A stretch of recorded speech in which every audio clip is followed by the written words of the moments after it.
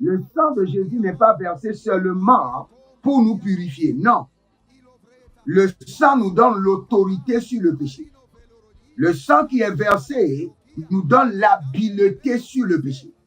Le sang nous donne la force de gronder le péché et de dire non, je ne veux pas et je ne le ferai pas. Le sang ne nous a pas seulement purifiés, mais nous donne l'autorité de commander le péché, de réprimander le péché et d'être ferme et dur avec le péché. N'oubliez pas, vous êtes le royaume de Dieu et pour que ce royaume soit établi, affermi et opère en vous, la première des choses, c'est la pureté.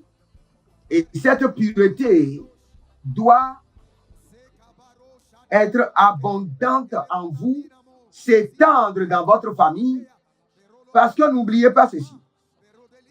Le Seigneur me l'a enseigné et me l'a enseigné encore plusieurs fois. Lorsque un père répète le même péché plusieurs fois, cela devient directement l'héritage des enfants.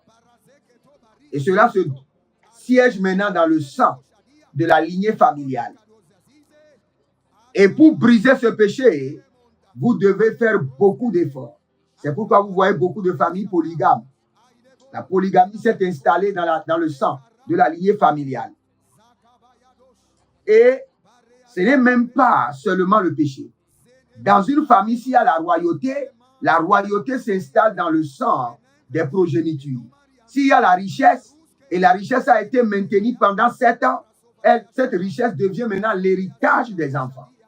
De la même manière, le péché devient aussi l'héritage. Maintenant, imaginez l'héritage que vos parents vous ont laissé, l'héritage de l'iniquité. Et calculez si vous affermissez cet héritage maléfique d'iniquité.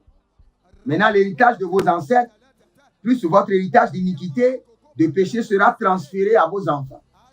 Ils auront à se battre toute leur vie contre le péché.